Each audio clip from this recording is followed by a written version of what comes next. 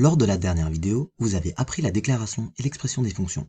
Maintenant, la principale différence entre ces fonctions, c'est que nous pouvons appeler cette fonction celle qui est définie à l'aide de la syntaxe de déclaration de fonction avant d'être définie. Donc ici, nous pouvons appeler walk, enregistrer les modifications et nous obtenons ce message sur la console. Mais nous ne pouvons pas le faire sans une fonction définie à l'aide de la syntaxe d'expression de fonction. Donc ici, si j'appelle run avant qu'il ne soit initialisé, j'obtiens cette erreur. Erreur de référence non détectée. Run n'est pas défini. C'est exactement comme utiliser une variable ou une constante avant qu'elle ne soit définie. Par exemple, ici, je vais définir x et le mettre à 1, mais je veux le connecter sur la console avant sa déclaration. Regardez, nous obtenons la même erreur, erreur de référence, x n'est pas défini.